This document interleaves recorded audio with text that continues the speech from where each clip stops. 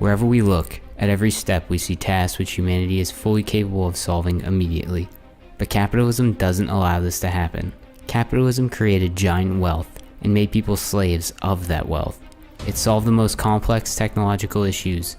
We see the poverty and darkness of millions of people due to the greed of a handful of millionaires. The problems that surround modern society from all sides seem unsolvable, but in reality, there are no barriers to the power of the productive forces and accumulated human knowledge. Humanity can solve all global problems. It's capitalism that prevents this from happening. In this video, we will tell you about 5 reasons why capitalism should be destroyed and replaced by a more progressive formation. Capitalism keeps the life of the absolute majority of society in poverty, oppression, and hostility. A countless army of the unemployed people reduces the cost of labor power, and thereby increases the capitalist profit. Nearly 3 billion people on the planet survive on less than $2 a day, and about 1.5 billion live in extreme poverty. The 8 richest people on Earth have more wealth concentrated in their hands than 50% of the world's population. Rivalry between workers leads to the division of people into groups, and discrimination on all possible grounds. The exploited majority is branded as lazy and second-rate people. Moderate improvement in the lives of some workers under capitalism means an equivalent deterioration in the lives of others. The high living standards of the labor aristocracy and the petty bourgeoisie, especially in the countries of the capitalist center, is based on the super exploitation of the dependent countries, the economic and moral oppression of the workers of the dependent countries. This anti-social system can only be changed by destroying the desire for monetary profit, the basis for the growth and existence of capital. At the stage of imperialism, there is no place in the world left unaffected by market relations.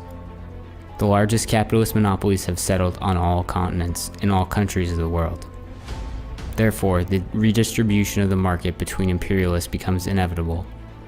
The bourgeoisie pits the proletariat of different countries and regions against one another, immersing them in wars and disasters, further reducing the cost of social labor.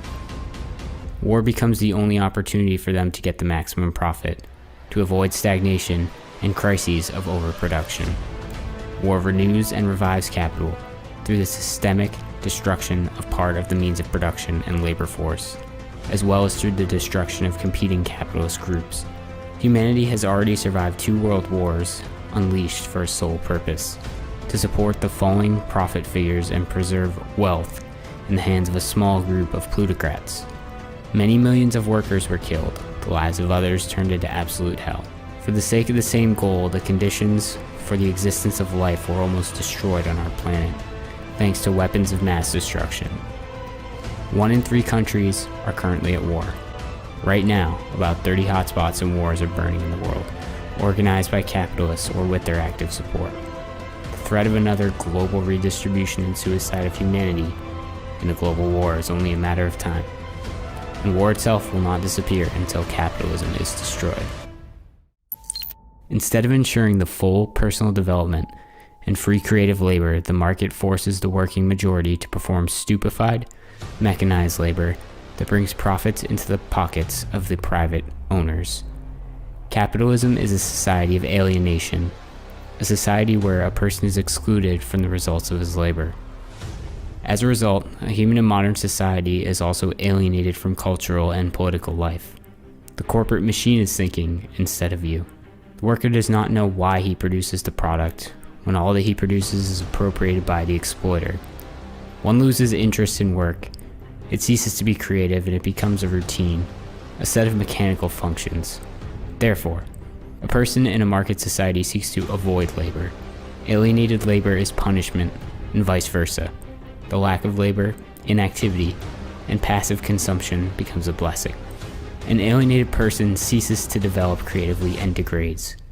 Capital supports this trend through primitive mass culture and commodity fetishism. Propaganda of a way of life in which private consumption of goods is in no way connected with their social production. The low quality of education and low-grade mass culture impede access to scientific and cultural knowledge. As a result, there is a general decline in cultural and educational levels. Scientific literacy, religious idealism, obscurantism, and pseudoscience flourish. All this does not happen according to some secret insidious conspiracies, but by the very nature of capitalist production. The low level of culture creates ideal consumers who are not able to think critically. The modern development of science and technology, the highest level of productive capacity which humanity has achieved, is able to create wonders. Millions of people are united by common labor in industrial complexes, scientific institutes, and agricultural enterprises. But the private nature of the appropriation of their common labor makes it impossible to use it rationally. Fulfilling the whims of private owners, talented workers, engineers, and scientists are forced to produce what the spontaneous conditions of the market require, not the real needs of the people. Such work is devoid of a planned, efficient organization because it's sharpened by the capitalist's short-term profit. Labor productivity, which is impeded by capitalist relations, has already reached a level whereby it's possible to provide all of humanity with the necessary benefits, at least with basic needs.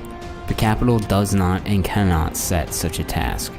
Its goal is to multiply value. It has nothing to do with the life and prosperity of the majority of the people.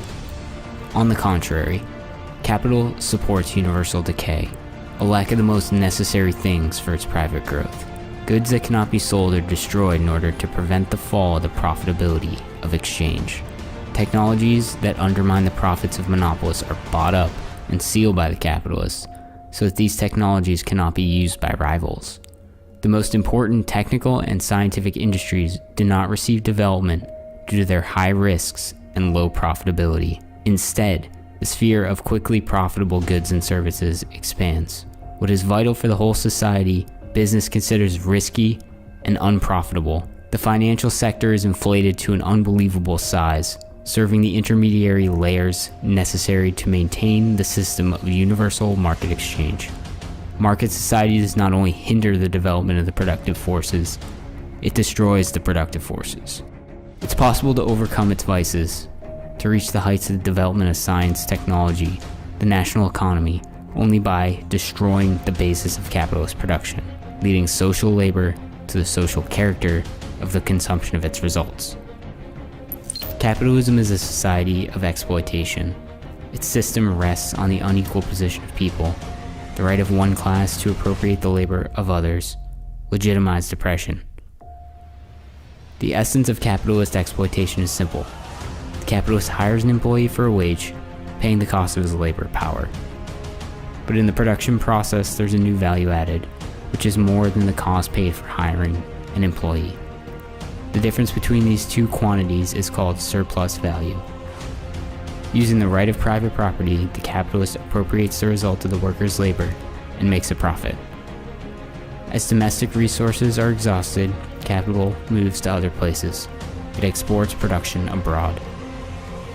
Puppet governments in dependent countries support the imperialist machine of oppression at the legislative level. To facilitate the robbery of dependent countries, anti-ecological laws are adopted, the economy is liberalized, the rights of the workers and social guarantees are abolished. With the help of the deceptive investment schemes and imposed loans, monopoly capital appropriates the surplus value created in the so-called developing countries. The relations between the countries of the center and the countries of the periphery resemble the relations between the worker and the capitalist on a global scale. The periphery is forced to give everything that its working people can produce to work hard for the imperialist center. According to the Financial Times, about $940 billion a year flows only from the leading 19 developing economies to the imperialist nucleus. Humanity is increasingly losing its chance for a brighter future with every passing year that capitalism continues to exist. The preservation of the power of capital threatens us with a new irreversible catastrophe, but on a global scale. We are able to avoid this catastrophe only by establishing a more progressive socialist system. Various crises, market anarchy of production, social inequality, and ongoing wars will be eliminated only after the destruction of the capitalist system and the establishment of the dictatorship of the proletariat. Together with the defeat of capitalism and the systematic elimination of private property, not only the history of wage slavery will end, an entire era of exploitation of human by human, lasting thousands of years, will be over. With the dominance of the exploiters being over, a new chapter of human civilization will begin.